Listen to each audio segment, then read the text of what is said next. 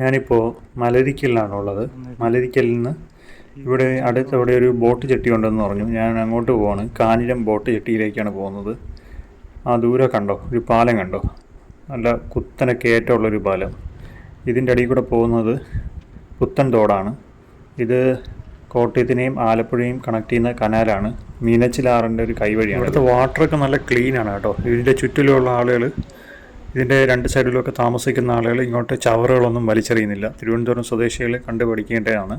ആമേഴഞ്ചാൻ തോടിൻ്റെ രണ്ട് സൈഡിലും വസിക്കുന്ന ആളുകൾ അങ്ങോട്ട് വേസ്റ്റ് വലിച്ചെറിയുന്നത് പോലെ ഇവിടെയുള്ള ആളുകൾ വലിച്ചെറിയുന്നില്ല. ഇവിടുത്തെ കനാൽ കാണുമ്പോൾ ഏതോ ഒരു യൂറോപ്യൻ ഗ്രാമത്തിൻ്റെ സൈഡിൽ കൂടെ ഉള്ള ഒരു കനാലിൻ്റെ സൈഡിൽ കൂടെ പോയതുപോലെയുള്ള ഫീലാണ് കിട്ടുന്നത്. ഇതും തോട് തന്നെയാണ്. ആമേഴഞ്ചാൻ തോട് പോലെ ഇതും ഒരു തോട് തന്നെയാണ്. മീനച്ചിലാറിനെയാണ് ഇത് കണക്ട് ചെയ്യുന്നത്. കട്ടിയാണ്, മീനച്ചിലാറിനെ കട്ട് ചെയ്താണ് ഈ കനാൽ ഇവിടെ പണിതിരിക്കുന്നത്. ഇവിടെ ഒരു ബോട്ട് ജെട്ടി ഉണ്ടെന്ന് പറഞ്ഞു, കാഞ്ഞിരം ബോട്ട് ജെട്ടി. അവിടെ നിന്നാണ് ഇനി ആലപ്പുഴയ്ക്ക് ബോട്ട് കിട്ടുന്നത്.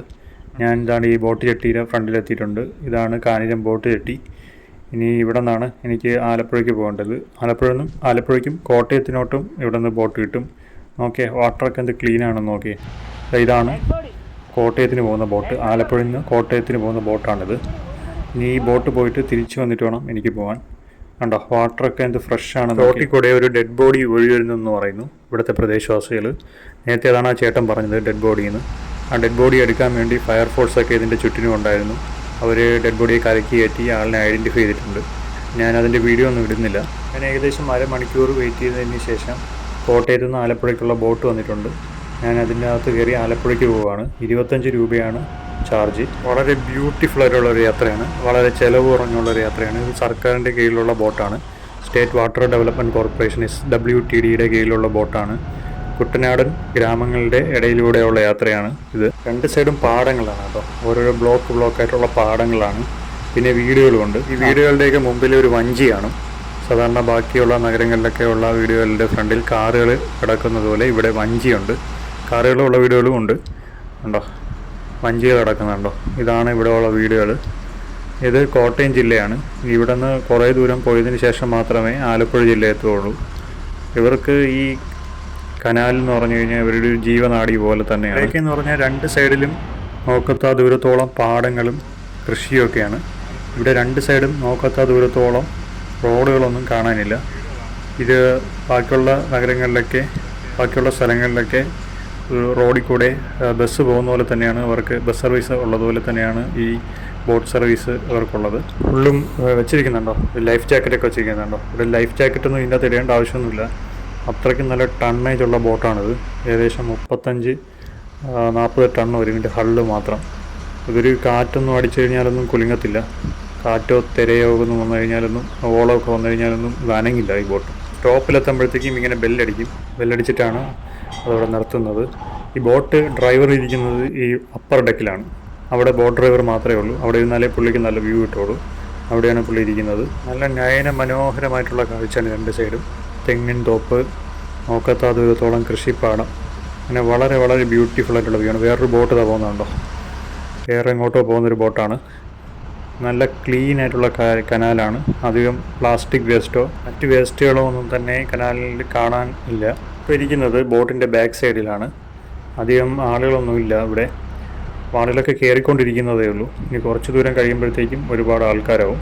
ഫ്രണ്ടിലോട്ടും കുറേ ആളുകൾ ഇരിപ്പുണ്ട്. ഫ്രണ്ട് സൈഡിലോട്ട് ഒത്തിരി ആളുകൾ ഇരിപ്പുണ്ട്. ബാക്ക് സൈഡിൽ അധികം ആളുകളില്ല.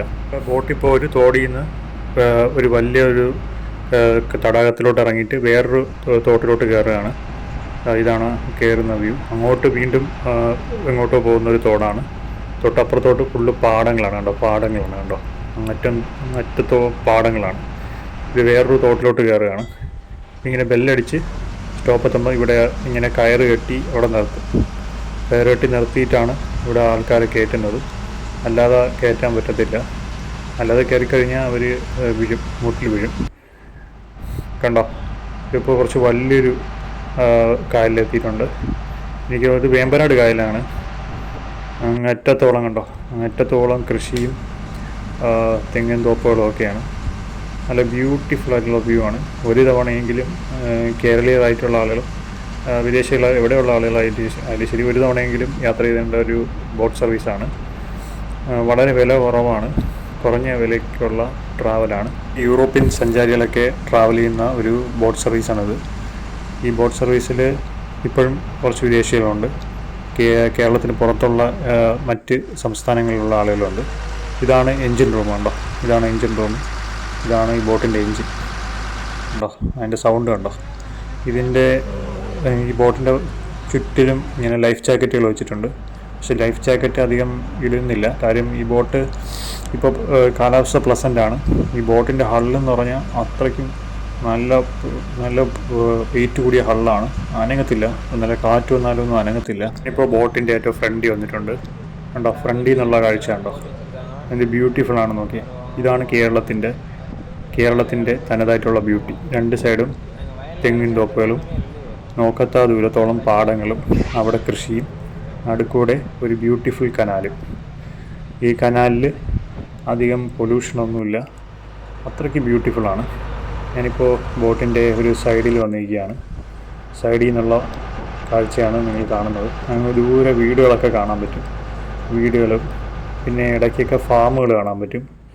പിന്നെ ഈ പാടങ്ങളിൽ കൊറ്റികളും ഒക്കെ വന്നിരിക്കുന്ന കാണാൻ പറ്റും. ഞാനിപ്പോൾ ബോട്ടിൻ്റെ ഫ്രണ്ടിലാണ്. ഇത് കണ്ടോ, ഇതാണ് ബോട്ട് സർവീസിൻ്റെ ടൈമിങ്. 5:45 ബോട്ടുണ്ട്, രാവിലെ 6:45 ബോട്ടുണ്ട്. അപ്പോഴാണ് ഫസ്റ്റ് ബോട്ട്. ഞാനിപ്പോൾ ഫ്രണ്ടിലോട്ട് വന്നിരിക്കുകയാണ്. ഫ്രണ്ടിലിരുന്നാലാണ് നല്ല വ്യൂ കിട്ടുന്നത്. ഇത് കണ്ടോ, തെങ്ങിൻ തോപ്പുകളിലാണ് ദൂരെ കാണുന്നത്. ഒരു കാലത്ത് കുട്ടനാട്ടിൽ വൻതോതിൽ നാളികേരം പ്രൊഡ്യൂസ് ചെയ്തിരുന്ന സ്ഥലമായിരുന്നു. ഇപ്പോൾ അത് കുറച്ച് ഡിമ്മായിട്ടുണ്ട്. ഫ്രണ്ടിൽ ഒരുപാട് ആളുകൾ ഇരിക്കുന്നുണ്ട്. കുറേ പേരൊക്കെ ട്രാവലേഴ്സാണ്. ഇവിടെ നോർമലി യാത്ര ചെയ്യുന്ന ആളുകൾ കുറച്ച് പേരുണ്ട്, ബാക്കി കുറേ പേര് ട്രാവലേഴ്സാണ്. മറ്റ് സംസ്ഥാനങ്ങളിൽ നിന്നൊക്കെ ഉള്ള ആളുകൾ ഈ ബോട്ടിനകത്ത് ഇപ്പോൾ ഉണ്ട്. കേരളത്തിൻ്റെ ഉൾനാടൻ ജലാശയങ്ങളിലൂടെ ഇത്രയും അടിപൊളിയായിട്ട് യാത്ര ചെയ്യാൻ വേണ്ടി പറ്റുമെന്ന് മലയാളികൾ ഒരുപാട് പേർക്ക് അറിയത്തില്ലായിരിക്കും.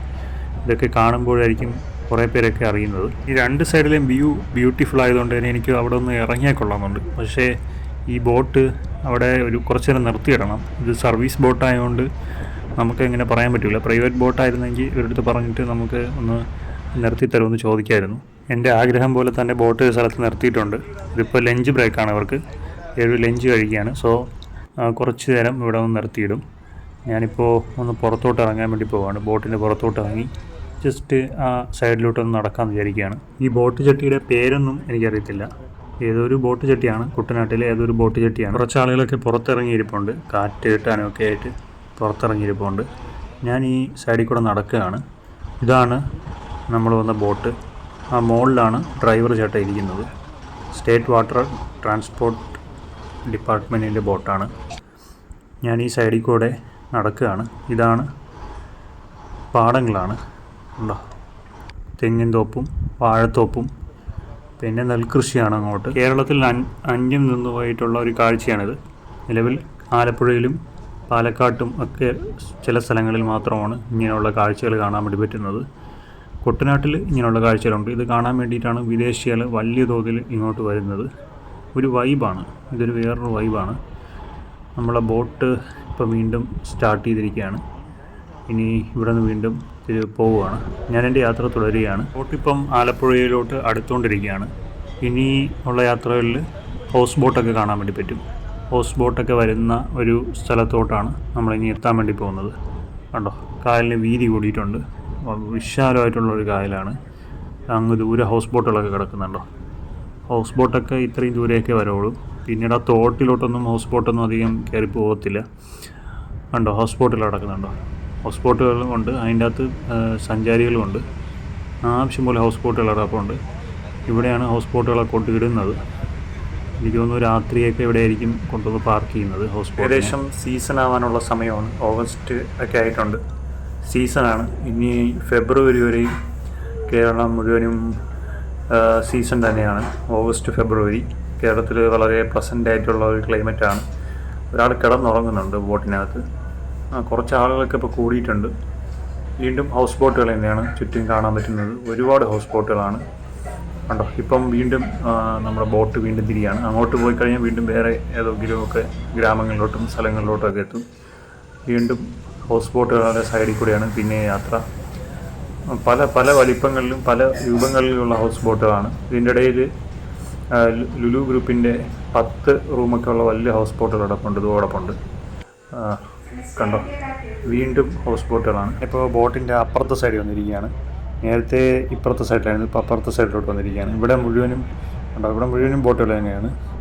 ഒരുപാട് ബോട്ടുകളുണ്ട്, ഒരുപാട് ബോട്ടുകളും. അതിൻ്റെ തൊട്ടപ്പുറത്ത് പാടങ്ങളാണ്. നമ്മളെ ബോട്ട് ഇപ്പം വീണ്ടും തിരിയാണ്, വേറൊരു സ്ഥലത്തോട്ട് തിരിയാണ്. നമ്മൾ ആലപ്പുഴ റോഡിലോട്ടാണ് പോകുന്നത്. ഇവിടെ നിന്ന് അങ്ങോട്ട് പോയി കഴിഞ്ഞാൽ വേറെ പല പല സ്ഥലങ്ങളിലോട്ടെത്തും. വീണ്ടും ബോട്ടുകൾ മാത്രമാണ് കാണുന്നത്. ഇത് അപ്പുറത്തും ഇപ്പുറത്തും 2 സൈഡിലും നിർത്തിയാണ് നമ്മുടെ ബോട്ട് പോകുന്നത്. അവിടെ നിന്നൊക്കെ ആളുകളെ എടുക്കാനുണ്ട്. അങ്ങനെ ആളുകളെ എടുത്താണ് ഈ ട്രാവലിൽ പോകുന്നത്. കോട്ടയം ആലപ്പുഴ ഏകദേശം 2 മണിക്കൂറൊക്കെ എടുക്കും, 2-2.25 മണിക്കൂർ എടുക്കും ടോട്ടൽ. അത്രയും നേരം ഇതിൻ്റെ അകത്തിരിക്കണം. അത്രയും ഇത് ബോട്ട് അത്ര സ്പീഡിനല്ല പോകുന്നത്. നമ്മളെ ബസ്സൊക്കെ പോലെ അത്ര സ്പീഡിനല്ല പോകുന്നത്, കുറച്ചൊന്ന് സ്ലോയിലാണ് പോകുന്നത്. നമ്മളിനി എത്താൻ വേണ്ടി പോകുന്നത് ഈ ബോട്ട് റേസൊക്കെ നടക്കുന്ന പുന്നമട കായലിലോട്ടാണ് എത്താൻ വേണ്ടി പോകുന്നത്. അവിടെ ഇപ്പോൾ റിഹേഴ്സലൊക്കെ നടന്നുകൊണ്ടിരിക്കുകയാണ്. അടുത്ത മാസമാണ് ഓണത്തിനോടനുബന്ധിച്ചുള്ള ബോട്ട് റേസ് ഉള്ളത്. Nehru trophy, Jawaharlal Nehru trophy boat race. ഇപ്പോൾ വീണ്ടും ഒരു ജെട്ടിയിൽ കൊണ്ട് അടുപ്പിച്ചിട്ടുണ്ട്. ഇങ്ങനെയാണ് കയറ് കെട്ടി ഇങ്ങനെ വലിക്കുകയാണ് ചെയ്യുന്നത്. അങ്ങനെ നിർത്തിയിട്ടാണ് ആളിനെ കയറ്റുന്നത്. ഇപ്പോൾ നല്ല വിശാലമായിട്ടൊരു കായലിലെത്തിയിട്ടുണ്ട്. ഇത് വേമ്പനാട് കായലാണ്, ചുറ്റും ബോട്ടുകളാണ് കേട്ടോ. നല്ലൊരു കടലിലെത്തിയൊരു പ്രതീതിയാണ് കിട്ടുന്നത്. ഏകദേശം ഒരു കടൽ പോലെ തന്നെയാണ്. അമ്മാതിരി ഒരു വ്യൂ ആണ് ഇവിടെ നിന്നുള്ളത്. ചുറ്റും ബോട്ടാണ്. ഈ ബോട്ടിൻ്റെ ഈ 2 സൈഡിലും ഹൗസ് ബോട്ടുകൾ മാത്രമേ ഉള്ളൂ. പല സൈസിലും രൂപങ്ങളിലുള്ള ബോട്ടുകളാണ്. അതുകൊണ്ടോ, വലിയൊരു ബോട്ട് കണ്ടോ, അത് ഒറ്റ നില മാത്രമേ ഉള്ളൂ. AC ആണ്, എയർ കണ്ടീഷനാണ്. അപ്പുറത്തൊരു ബോട്ടിൽ ഒരു അപ്പർ ഡെക്കും കൂടെ ഉണ്ട്. ഇത് ഡബിൾ ഡെക്കല്ല, ചെറിയൊരു അപ്പർ ഡെക്കും കൂടെ ഉള്ള ഒരു തരത്തിലുള്ള ബോട്ടാണ്. ഇനി ഫുള്ളും ഡബിൾ ഡെക്കറുള്ള ബോട്ടുണ്ട്. അങ്ങനെ വലിയ വലിയ ബോട്ടുകളുണ്ട്. എനിക്ക് തോന്നുന്നു ഇത് കുപ്പപ്പുറമെന്ന് തോന്നുന്നു. അത് പമ്പയാറും പിന്നെ വേമ്പനാട് കായലും കൂടെ തമ്മിൽ ചേരുന്ന ഒരു സ്ഥലമാണ്. വീടുകളുണ്ടോ, ഇവിടുത്തെ വീടുകൾ ഇപ്പോൾ വെള്ളപ്പൊക്കം അഫക്റ്റ് ചെയ്യാതിരിക്കാൻ വേണ്ടി വീടുകൾ 2 നിലയായിട്ടാണ് വയ്ക്കുന്നത്. താഴെ ഫൗണ്ടേഷൻ പോലെ ചെറിയ പില്ലർ വെച്ചിട്ട് മുകളിൽ ആണ് ആക്ച്വലി വീട് കെട്ടുന്നത്. അങ്ങനെ വരുമ്പോഴത്തേക്കും ഇവിടെ വെള്ളപ്പൊക്കത്തിൽ നിന്ന് ഇവർക്ക് രക്ഷപ്പെടാൻ വേണ്ടി പറ്റും. അങ്ങനെയാണ് ഇപ്പോൾ ഉള്ള വീടുകളൊക്കെ നിർമ്മിക്കുന്നത്. മുമ്പത്തെ വീടുകൾ നോർമലി തന്നെ ഒരു നിലയിലാണ് വീട് വയ്ക്കുന്നത്. പെട്ടെന്ന് വെള്ളം കയറുന്ന സ്ഥലങ്ങളാണ് ഇതെല്ലാം. ഈ കായലിൽ വെള്ളം കൂടുമ്പോൾ ഓട്ടോമാറ്റിക്കായി തന്നെ ഇവിടെ വെള്ളം കയറുകയാണ് ചെയ്യുന്നത്. ഇവിടെ ഇപ്പോൾ നെഹ്റു ട്രോഫിയുടെ ബോട്ട് റേസിൻ്റെ അടുത്ത മാസം നടക്കുന്ന അതിൻ്റെ റിഹേഴ്സൽ നടന്നുകൊണ്ടിരിക്കുകയാണ്. ഇപ്പോൾ കുറേ ബോട്ട് ക്ലബിൻ്റെയൊക്കെ കുറേ ആളുകൾ ഇവിടെയൊക്കെ നിൽക്കുന്നുണ്ട്, സൈഡിലൊക്കെ നിൽക്കുന്നുണ്ട്. യാത്ര ഏകദേശം ആലപ്പുഴ ജെട്ടിയിലെത്താറായി. ഇനി കുറച്ച് ദൂരം കൂടെ ഉള്ളൂ. ഇനി ഒരു 15-20 മിനിറ്റും കൂടെ യാത്രയേ ഉള്ളൂ. ബ്യൂട്ടി ഓഫ് ദ ഹൗസ് ബോട്ട്സും ഈ ആലപ്പുഴ ജെട്ടിയുടെ ആ പരിസരത്തു നിന്നാണ് ആളുകളെ കയറ്റിക്കൊണ്ട് പോകുന്നത്. പിന്നെയാണ് അവരങ്ങനെ പുന്നമടക്കായൽ അങ്ങനെ ഓരോരോ തോടുകൾ അങ്ങനെയുള്ള സ്ഥലങ്ങളിലോട്ട് പോകുന്നത്. ഞാനിപ്പോൾ എത്താറായിട്ടുണ്ട്. ആലപ്പുഴയാണ്. ഇത് ആലപ്പുഴ ജെട്ടിയുടെ അടുത്തുള്ള സ്ഥലമാണ്. ഞങ്ങൾ അങ്ങനെ എത്തിയിട്ടുണ്ട്, ആലപ്പുഴ എത്തിയിട്ടുണ്ട്, ബോട്ട് ജെട്ടിയിലെത്തിയിട്ടുണ്ട്. എല്ലാവരും ഇറങ്ങി പുറത്തോട്ട് പോവുകയാണ്. അങ്ങനെ ഒരു 2-2.5 മണിക്കൂർ നീണ്ട യാത്ര ഇവിടെ അവസാനിക്കുകയാണ്. ആലപ്പുഴ ബോട്ട് ജെട്ടിയിൽ അവസാനിക്കുകയാണ്. നമ്മൾ ബോട്ട് എൻ്റെ ബാക്കിൽ പാർക്ക് ചെയ്തിട്ടുണ്ട്. ഇനി A58 ആണ് ഇതിൻ്റെ നമ്പർ. ഇനി ഞാൻ ഫുഡ് കഴിക്കാൻ വേണ്ടി ഒരു ഹോട്ടലിലോട്ട് വന്നു. ഇത് ബിരിയാണിയാണ്, കരിമീൻ ബിരിയാണിയാണത്, ഫിഷ് ബിരിയാണിയാണ്. അത് കഴിച്ചിട്ട് ഞാനിനി ഈ വ്ളോഗ് വൈൻഡപ്പ് ചെയ്യാണ്. ഇതുപോലുള്ള വ്യത്യസ്തമായിട്ടുള്ള വ്ളോഗുകൾ കാണണമെങ്കിൽ നിങ്ങൾ ഈ ചാനൽ ലൈക്ക് ചെയ്യുക, സബ്സ്ക്രൈബ് ചെയ്യുക.